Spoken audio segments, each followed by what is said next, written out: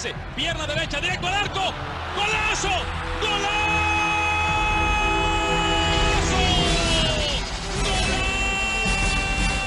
The world of football with a soccer perspective.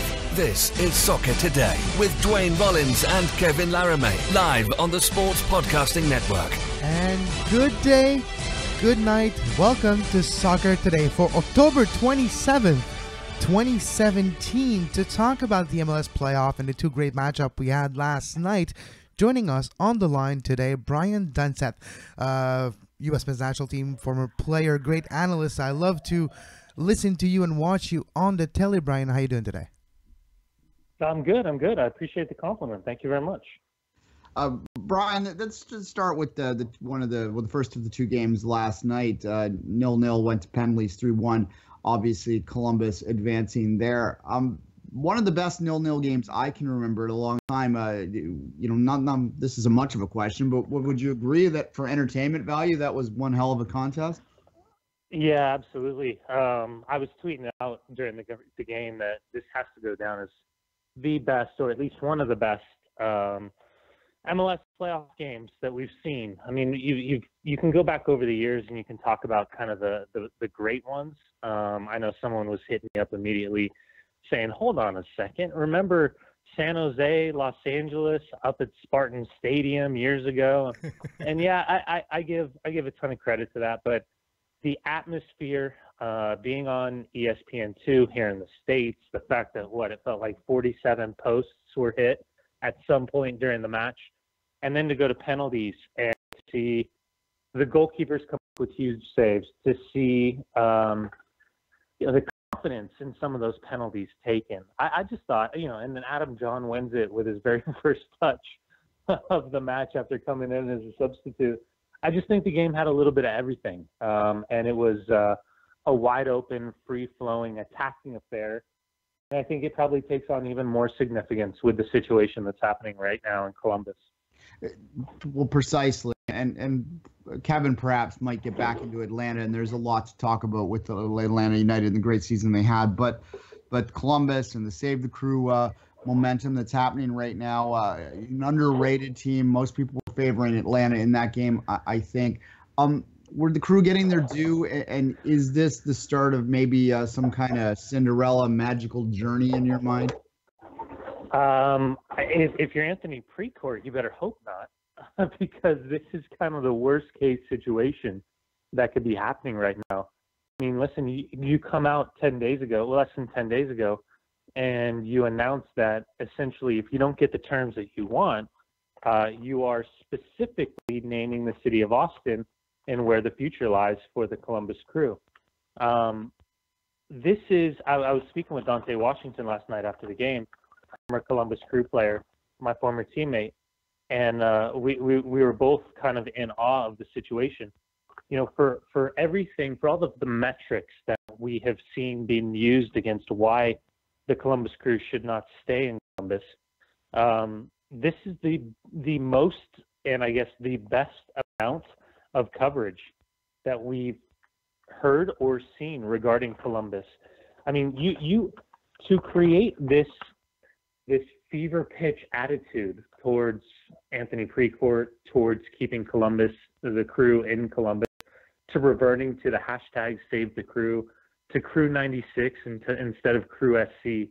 I mean, this is ideal marketing in a worst scenario. So this could be a very fascinating thing. I'm really interested to see if Andrew Precourt actually shows up in the stadium in Columbus to support this team. One would assume he would have to, but with the way that this has kind of played out over the last couple of days, man, oh man, Halloween night, Crew Stadium, this is going to be a phenomenal atmosphere, just from a fan base perspective. There's one thing that was maybe needed in Columbus was a rally behind not just a team but a cause.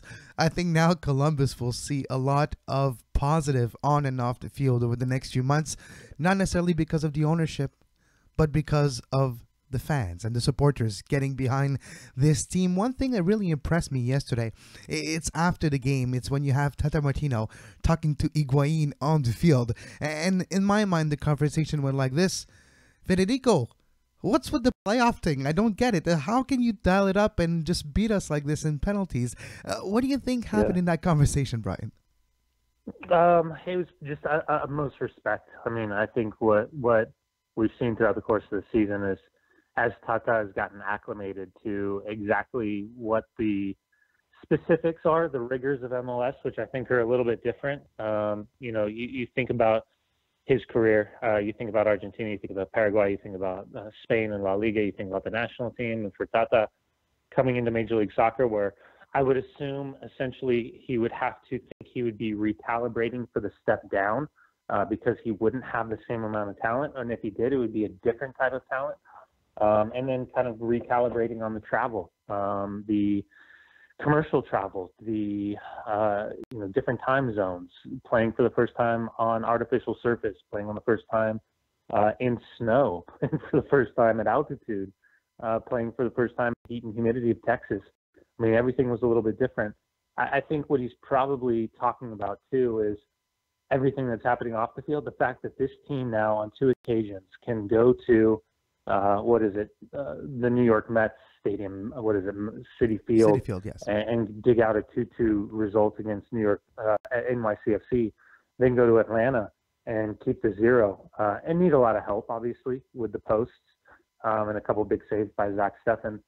I mean, I think it's just paying respect where respect is due. And obviously, not only Pipa, but his brother Pepita and Gonzalo being at Juve. I mean, there's probably a pretty massive history there between those two. When you look at Atlanta's season, a great success finish, fourth in the Eastern Conference, but had for an expansion team, we don't even use the word expansion. That's how good Atlanta has been this year. Yeah. Does it change the look? Does it change the perception of the season they had, but bowing out in the first round? No, it doesn't. I mean, it probably should. I guess I have, my relationships with growing up in Southern California and being 2 years older than Carlos Bocanegra and, having a close relationship with him and having these conversations about what he was building, what he was a part of with Darren Eales, and seeing the infrastructure that was being built in real time, both on and off the field. I don't call this a failure. This is also a team that navigated a pretty interesting stretch at Bobby Dodd and then a lot of away games and then coming home and mashing in, 8 of the last 10 in a short amount of time at Mercedes-Benz Stadium. They knew it was going to be difficult, and they knew they were going to be dealing with injuries and losing a Greg Garza and a Michael Parkhurst, losing Miguel Amarón for stretches in this last couple of months. There's 2 ways to look at it. You can say if you're any other manager outside of probably a Tim Bezbatchenko in Toronto, you could say, hold on a second. They were built for success because they spent $15 million on acquisitions of players alone in an expansion year, and that's unheard of. Arthur Blank deserves the most credit because he's opened up the coffers and he's given this group the opportunity to win from the opening whistle, from Tata to Miguel to Josef Martinez to Assad to Villalba to Carmona to Gonzalo Perez to Brad Guzan, and sprinkling in the Lorenowitzes and the Parkhursts and finding an Antoine Walks and making it all make sense. This team will be much better than it was this year. I think it'll be more complete. And now the question is, when you start hearing these whispers about Miguel Amarón and AC Milan and 20 million, are they real enough? And is MLS and Atlanta willing to start thinking about changing the narrative of Major League Soccer, which is this is a place where young players, dynamic players, international players can come to Major League Soccer, not be punished by their national team head coaches for playing in Major League Soccer, actually be rewarded, and then using it as a stepping stone for a fantastic opportunity to go play in Europe. I would love to see that happen. I'm not sure it will, but I think that's the next evolution of this league. And we have to stop being afraid of developing players and then watching them leave and then thinking that we are not good enough, that we are too insecure to recognize that we could build on the backside of that. I think that might be the story of the offseason is where MLS moves in that level too. The Kyle Larin contract has to be dealt with as well, Brian. But I have a question, a little bit of a general one, Evan. I want to get your perspective as a former player. We hear about this idea of having to learn about the playoffs and having to figure out how to play in a playoff league and how to play in a playoff game. From a former player's perspective, is there a major difference, and is there truth to this idea that you kind of have to lose before you can win in a playoff situation? Or is that just something that the media makes it up to add to the narrative? Yeah, no, I think it's a little bit both, to be honest with you. Listen, when players come here, obviously the American sports culture is about playoffs, right? So we look at what Toronto FC has done. 69 points, phenomenal, absolutely phenomenal. For me, Greg Vanney has to be coach of the year. There can be no other argument to be made. I'll listen to him. I just think 69 points after an MLS Cup final and that short turnaround time is nothing short of incredible. But when now you've taken away this idea of the most consistent team rewarded by that first round bye all those 4 teams, 3 through 6 that have made the playoffs, you change your mentality. It's like, it's like Sporting Kansas City and the New York Red Bulls had to change their mentality in Kansas City a few months ago, playing in a U.S. Open Cup final. It is a one-off. It's not a neutral site. It's not going to be played at Wembley. It's not going to be played at some national stadium. There is going to be a definite home field advantage, and you have to recalibrate how you are going to play that game. Now, once Columbus, once Vancouver, once New York, once Houston gets through this stage, now they have to reset again, and now it's a home and away. And I think one of the reasons why we saw the blowouts over last night in Vancouver and at Chicago was because, quite frankly, once you've given up early goals, you're forced to chase, and you open up, and you become less static, and you become more aggressive, and you take more chances. And that's why I think we saw the 4-0 and the 5-0 drubbings. I think now once we get into the next round, the home and away, you're going to see teams figure out a way to be a little bit more stable, be a little bit more aware of, okay, yeah, we've given up the first goal. It sucks. Let's keep our defensive block. Let's keep our shape. Let's try to keep that umbrella effect of keeping everything wide, keeping nothing down the middle.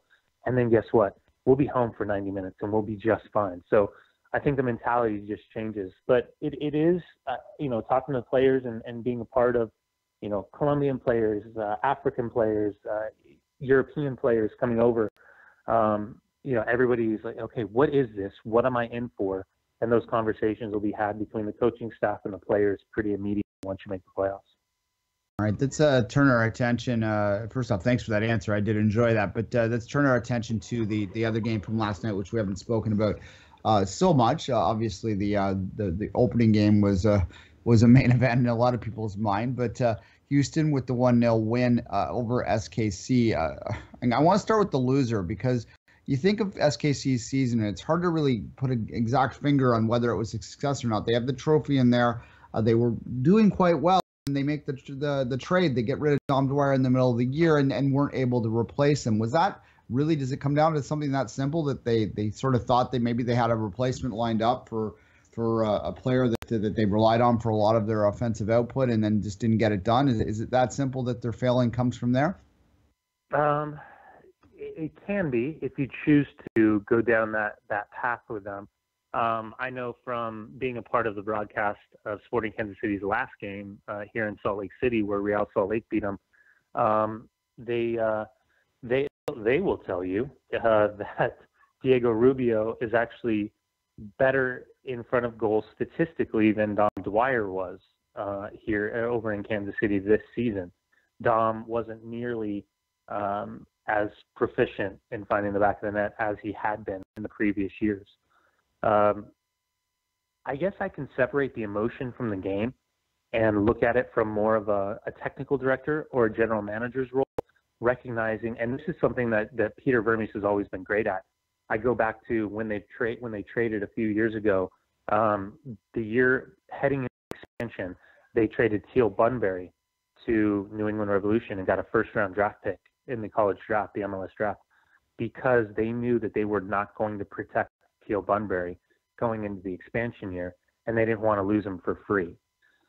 Those preemptive strikes, I think the idea of having to be nimble from a general manager's perspective is incredibly rare and valuable at the same time. And I think what Peter Vermes has done specifically with Dom Dwyer is he's reset how trades will be done going forward, meaning that if you have a player with a European passport or a foreign passport in general that has the ability to go to a different country and immediately slide in without any of the green card status or the work permit issues that sometimes some players come against, then can you, instead of losing him for free or transferring him out of Major League Soccer and only getting, 35 to 65% of that transfer fee, or 66% of that transfer fee, if you can do it in league, you can get 100% of it. And that's exactly what they did with Dom Dwyer being traded to Orlando City.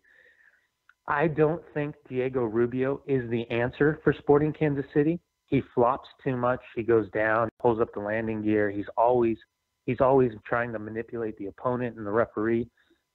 He's kind of what the 2017 version of Alejandro Moreno and what he was, the ESPN analyst. But I think Rubio, Gerso Fernandez was a fantastic addition. Latif Blessing, fantastic addition. I think Ilie Sanchez doesn't get enough credit for how good of a player he is, kind of playing that pivot six role.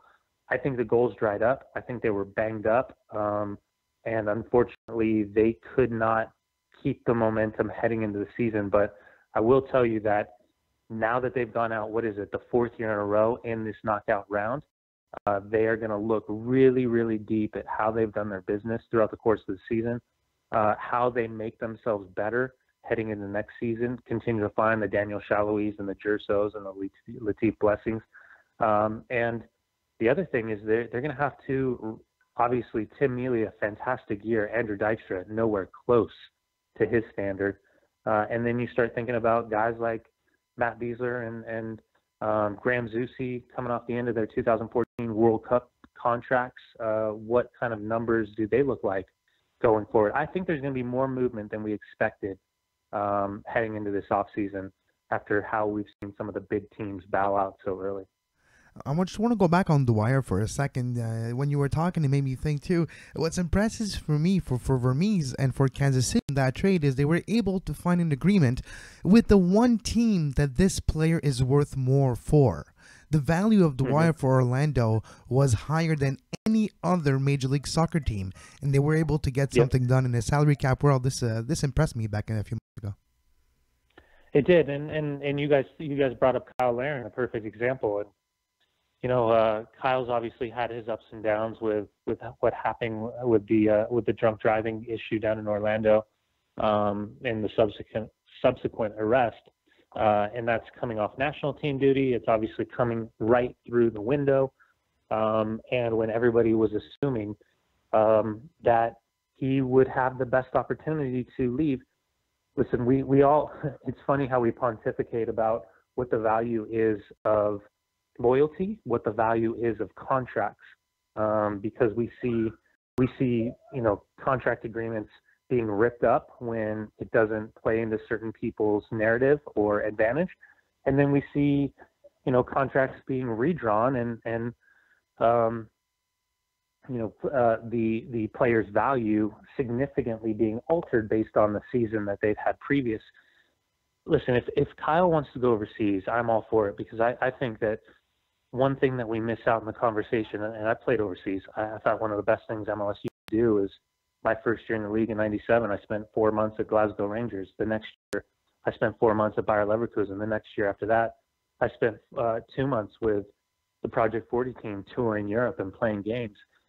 It's not just about the games. It's not about promotion relegation. It's about the psychology of being uncomfortable in a foreign country when maybe the language isn't your first language. Maybe everything's a little bit different. Maybe you're waking up every day and you're not seeing the sun.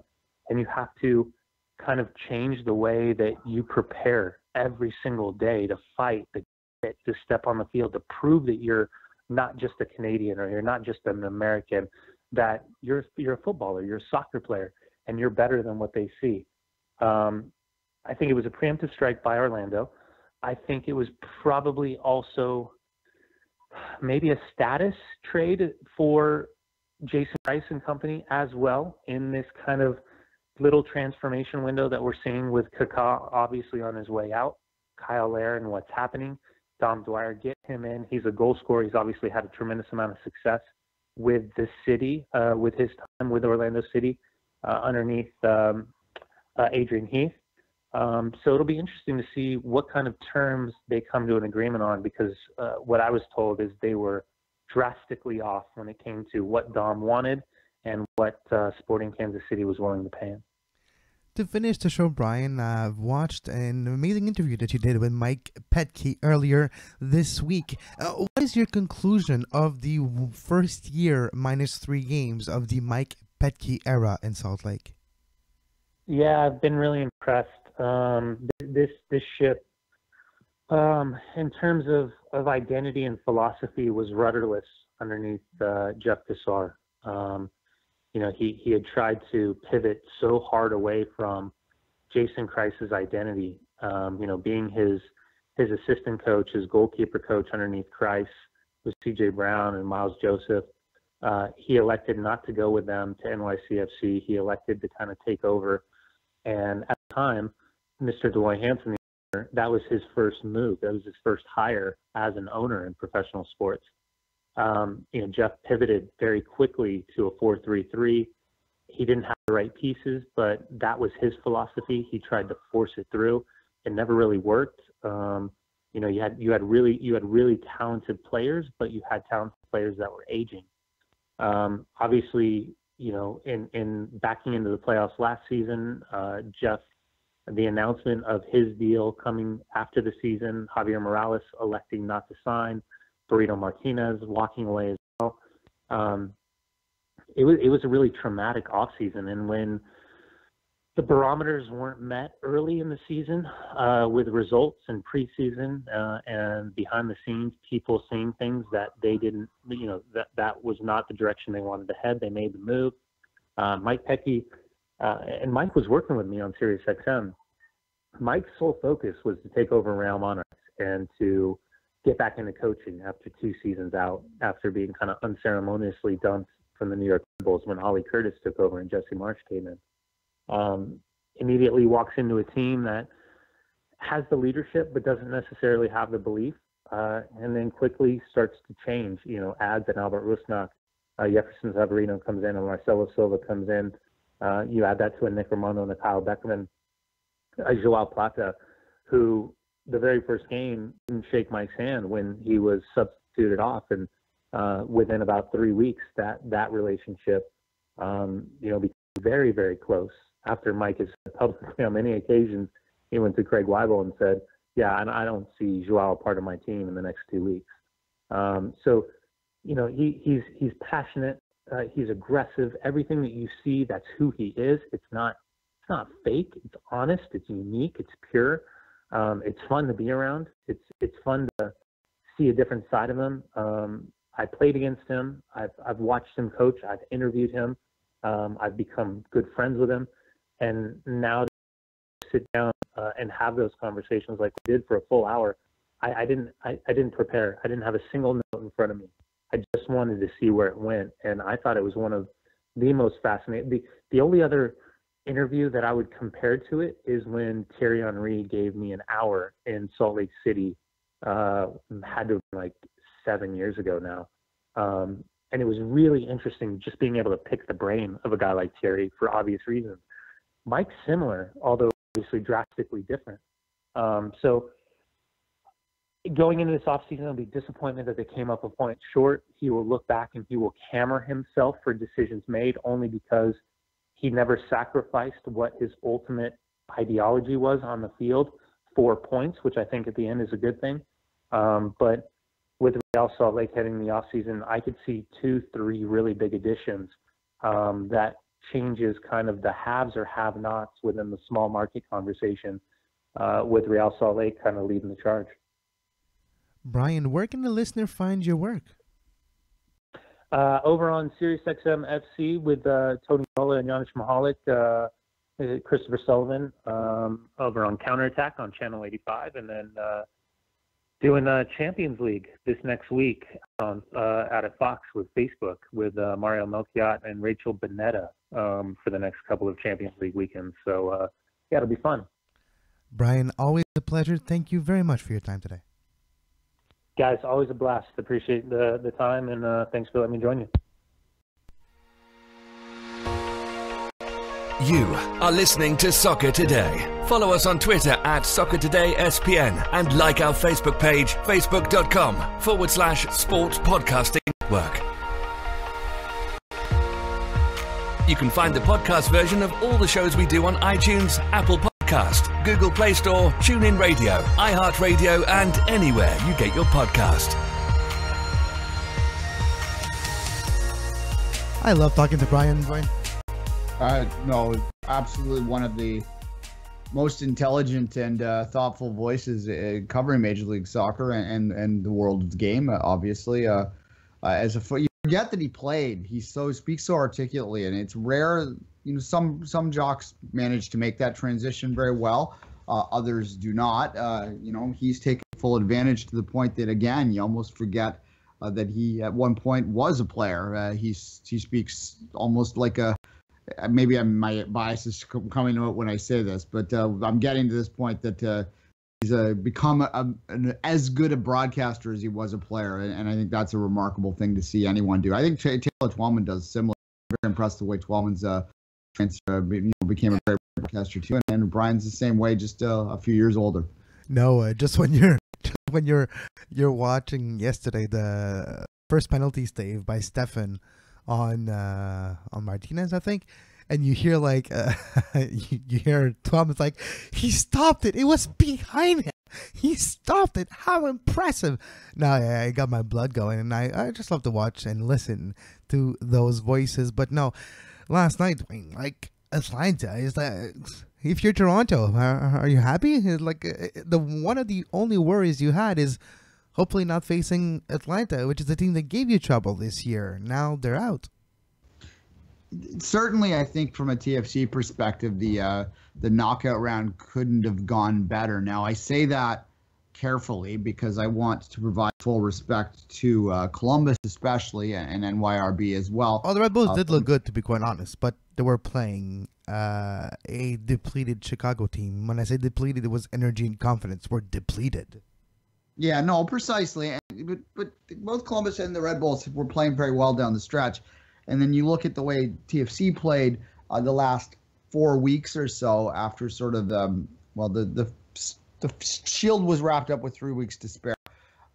Really 4 weeks to spare by all intents and purposes. And a lot of people are suggesting that maybe you can see a bit of a mental knockdown once they sort of had wrapped that up, once they got that. There was that 1 week where they put it back to double digits of points, and you kind of looked ahead and realized that, well, it was only a matter of time before they clinched it at that point. Whether the intensity dropped down, that's debatable.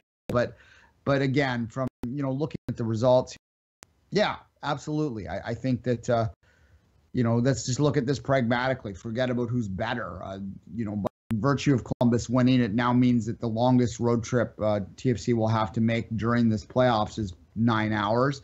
It means that they won't be playing on turf. Well, nine hours by car. Just to be clear, yeah, it's a lot shorter charter flight. Yeah, the trip to Columbus would probably be the most difficult flight.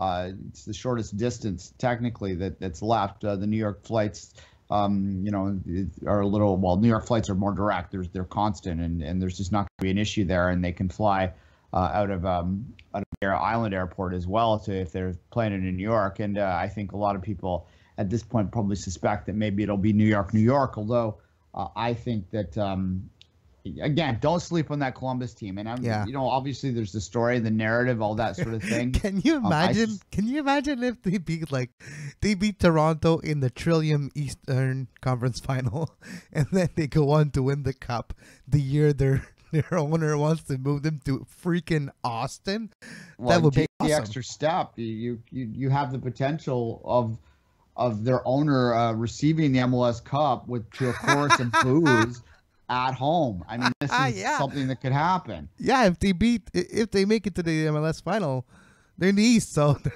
there's a good chance they'll host. Yeah, I'm sure there's a lot of people at MLS headquarters that are just shaking their head hoping they don't have to deal with that. Or at quietly, Precourt Sports Ventures. yeah, pulling them aside and said, maybe you send out the GM. Like that's, yeah. Well, can you imagine?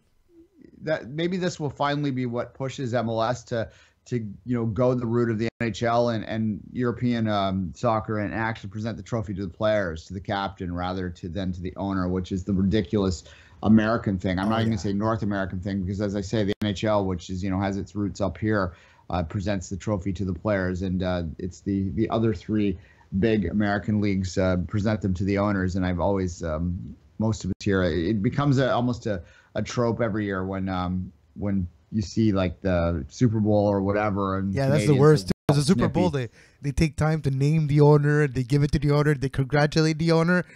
Congratulate him for what? For having money and hiring the right people? Fine, but don't give him the trophy. I have no problem with the owner being there and part of the celebration. They're part of the team in that way. But no, you present it to the people who won it. In the NFL, it always grazes me. I've got all these like warriors that are putting their lives literally on line. Literally, they're to the old frail man out front. Literally, their lives, like their cognitive function, are in the hands of the other team.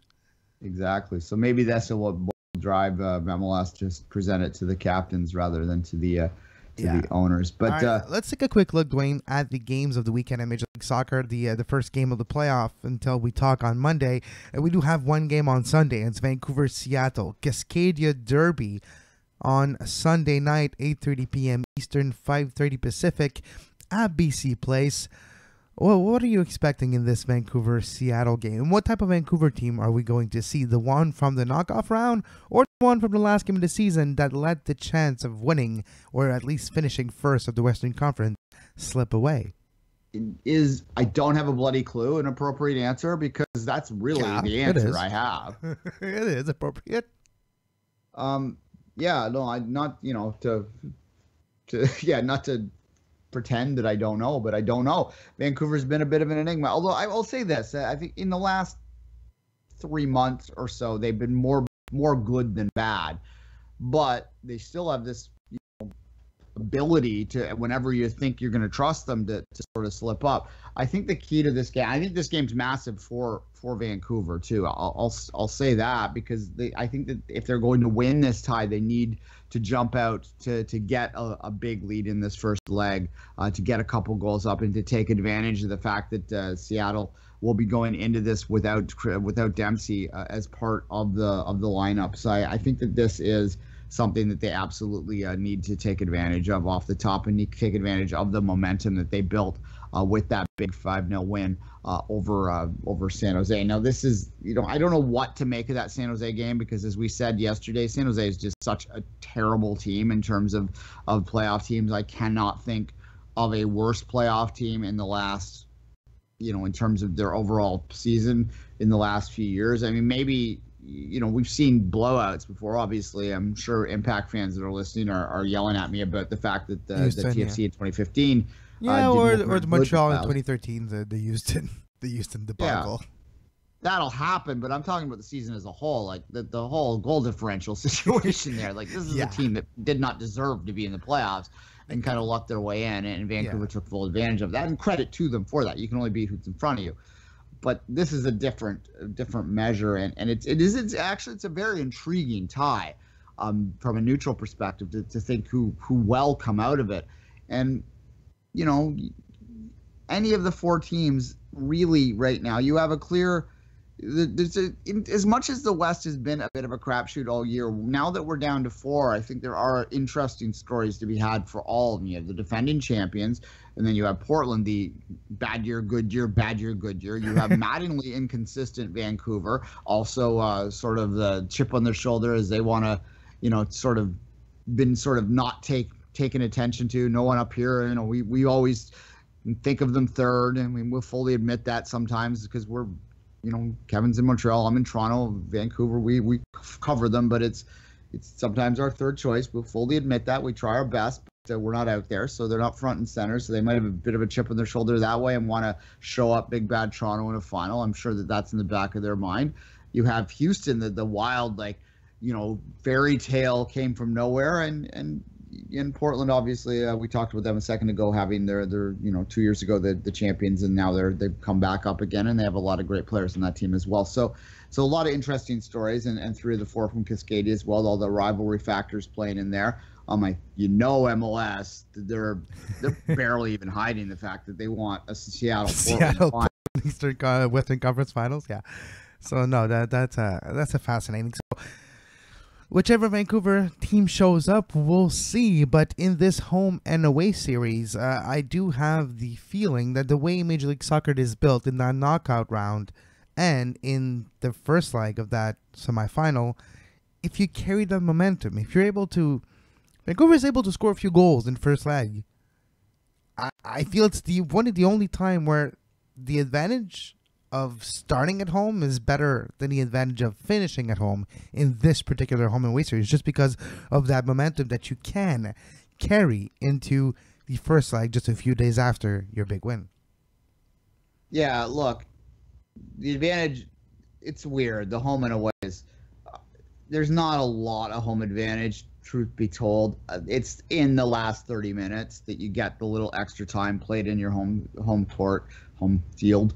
Court anyway, and we saw that in Toronto, Vancouver, or Toronto, Montreal last year. The difference was the extra time that was played in Toronto that the TFC was able to take advantage of BMO Field at the end there. But it is really a minor advantage that only comes into play once every 5 or 6 times you play these things out.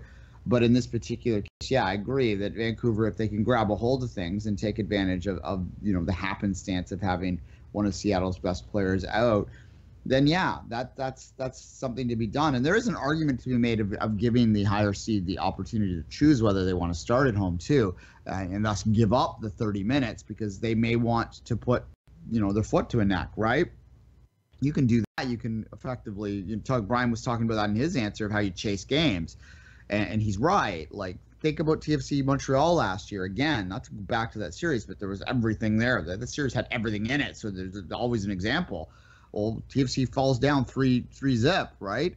Well, if that's a knockout game, lights out. It's going to be 5-0 at the end of it because TFC has to chase it. But at the time, there was like, okay, well, we need a goal, and that's all we need. We don't need 3. We need 1. And once they got the 1, then okay, now we need a second, and then suddenly game on again, as you well know. And that's the difference. So these 2-game ties, and I hope MLS, I may be in the minority in here, but I don't want them to get rid of this. There's rumors that they're going to go to single knockouts all the way. I think that that's the wrong way to go. I think that, they're arguing that that's going to give the higher seed more of an advantage because they don't have to play a road game anymore. I disagree. I think that it actually makes things more about luck at that particular case because in any single game, anything can happen. But nonetheless, it's going to be all interesting. The TFC game matchup, by the way, for those who haven't heard yet, is on Monday. That has been confirmed. We got the email last night, so we'll be talking about that Monday morning.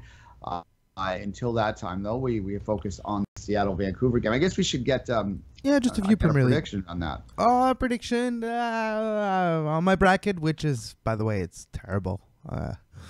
First round of the MLS playoff have not been kind to my bracket challenge, but I have chosen Vancouver, sticking to my guns for this one. Okay.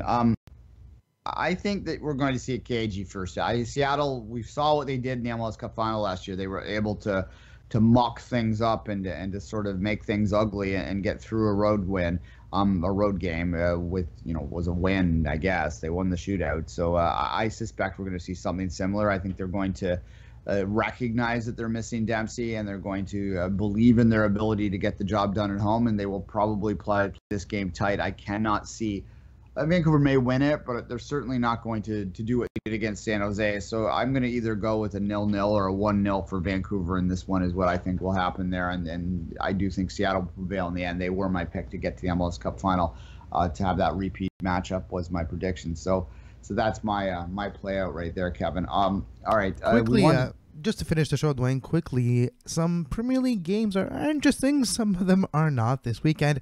But tomorrow morning, 7:30 a.m., Manchester United, Tottenham. Yeah, that's a huge one. Not just for the matchup, which is a very intriguing matchup. For the league, for the championship. Yeah, you get a draw in that one, and City continues to win, and suddenly we're looking 7 points up, and we're starting to get I'm not saying this from a partisan perspective. I'm saying this I'm looking at the tables perspective. We're starting to get a season that looks a little bit like last year. Then at this point, it's just replaced Chelsea with City, because that's, if it's 7 points at the end of the day tomorrow, that's going to be a big mountain for anyone looking at the way City's been playing to climb. There's really no evidence that this is a City team that's going to, I don't think they're going to go through the season perfect, well, with one draw is what it would be. But I can't see them losing more than 2 or 3 times all year. So there's not going to be a lot of points to be had on this team. And if you're United and you drop this one, or if it's Spurs, same way, both of these clubs have to be looking at this and wondering whether they must win. It's kind of weird to be talking about, October 21st and talking about a must win. But if you're talking about title chances, it's damn close to needing the full 3 points for both of those sides. That is a very intriguing and interesting way to start the weekend. But you know what game I'm going to watch? City West Brom. I know where you're going. I kind of know where you're going. Can Huddersfield pull off another upset? Precisely. That's the most interesting game to me of the weekend is Huddersfield Liverpool, because Well, the two coaches, to be fair, it's the two German coach of the Premier League. So you have Jurgen Klopp with Liverpool and David Wagner with Huddersfield, and we've been impressed by Huddersfield so far. How they're punching way above their weight, and I wouldn't be surprised if they get another famous win, or at least a result, maybe this time at Anfield. Well, yeah, it's a lot to ask for them to get another one like that, but certainly it's just intriguing because we just don't know what exactly Liverpool. At least I don't know exactly what Liverpool is. Are they a contending team? Are they sort of not? Like, I don't understand what they are, and I think we're going to find out a little bit here. If they are a team that should be, when I say contending, I'm not talking about a title. I don't think there's any chance Liverpool's in a title race, but it could be in a Champions League spot race. They should be in a Champions League spot race, but they're going to need to really improve things, particularly defensively, and they're going to need to take care of business against clubs like Huddersfield if they are going to do that, Kevin, and we're going to see a lot come out of that. All right, the only other thing I wanted to briefly touch on, we did get the quarterfinal draw for the what the hell are they calling it now? Some Carabao or whatever. Carabao. I think it's an energy drink or a drink of some sort. It's I think it's Mexican or Spanish or something League like that. Cup. Yeah, it's I'm the gonna League call Cup. It the Carabao, like a reindeer, the reindeer cup. I like that better. I don't know why though. This is it in the rules of the sponsor names that needs to start with this competition? Because it was the Carling Cup, then it was the Capital One Cup, and now it's a Carabao Cup. It's not a coincidence, Anyway, the quarterfinal draw, we basically have clear favorites in each of these matchups, and none of the clubs that you would probably argue being the most likely to win this at the end of the day, having drawn against each other. Arsenal, West Ham. The first matchup drawn out there, Bristol City, the lowest seed. Of course, they draw United because United has horseshoes up there, Chelsea, Bournemouth, and Leicester and Manchester City as the final matchup there, which does sort of set up that City, Chelsea, United, Arsenal, the semifinal, which is both probably interesting to people and not interesting to people at the same time, because you do kind of like to have at least one Cinderella in a semifinal stage of a cup final, but that is your League Cup quarterfinals, and it hasn't really been all that of a compelling. Some people might argue that it's never that compelling. I actually like the League Cup a little bit. I think it's kind of an interesting test of depth. I think it's an opportunity that a lot of these smaller clubs, or not even smaller clubs, but sort of mid-table, mid-sized clubs, don't take enough advantage of. I don't really get this, and I will argue to the day I die that if you're Bournemouth, say, that you should be like, hell, let's go and win something, and this is something you could win. So I kind of get disappointed with these clubs sort of throw it away. I don't know if playing a couple extra games in the fall is really going to hurt your chances of survival all that much. I think it's a little, sometimes you can play things a little too carefully and give up opportunities to give your supporters nice days out for the sake of what, again, how many points are you really dropping by playing an extra game here and there in the fall? But anyway, I agree with you in a way, but you've seen how quickly it changes at the top of the Premier League. If your goal is to actually win the Premier League, 3 points is a lot. And even though like the theory before the season, like, oh yeah, we're gonna prioritize every competition, we're gonna try to be competitive in all of them, but pragmatically, league takes precedence over anything if the league is your target. If the Champions League it's a different thing, but if the Premier League is your target, week in, week out, you need to put your favorite 11, at least your favorite 11, on the pitch. And sometimes leads for decisions that are difficult for a Carabao Cup, and that's what we've seen. And sometimes it doesn't pan out, and you have a young kids not living up to their expectations, and you're out of the competition. Yeah, and look, this competition has become like the test of depth.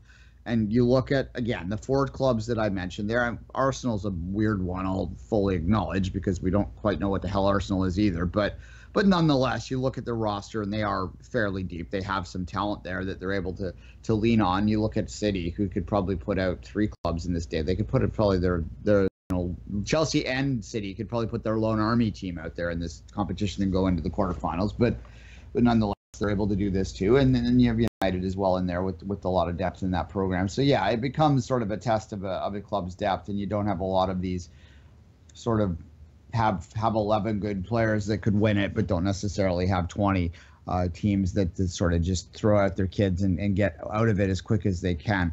The irony for clubs that do think that they have a chance to win the title is that if you get to the semifinal stage, you have to play a home and away. And that sort of adds 2 extra games, well, 3 if you make the final, the 2 extra games to your roster in a very, very busy time. The next round of games for this, and that's another part of this, is it falls right smack dab in the middle of the holiday season. The 19th of December is when these games will take place. So and you're already pretty busy from the 26th to like mid-January. I think you play like 6 games, so you don't want that one game a week before. And we did thank God this was avoided, but with the Manchester Derby scheduled for December 10th, we potentially could have had 2 derbies within 2 weeks, and that would have been anyway. Yeah, I know. So there's a few interesting Premier League games. Oh, and on Sunday, the battle of the new managers, Everton and Leicester. 2 clubs that fired their manager last week and got new ones in place that will make their competitive Premier League debut against each other on Sunday. All right, and we will enjoy those games when they roll on, but it's still smack dab into MLS time, and we look forward to until that break up until the MLS Cup, and everybody forgets about everything. That's the main reason they want to go to single knockout. I do actually, quickly on that, I don't disagree with the idea of condensing MLS playoffs into a sprint. I'm okay with that. If you're going to go with single knockout, then I say go full out and make it like the NCAA basketball tournament and have like Wednesday, Saturday, and have it done.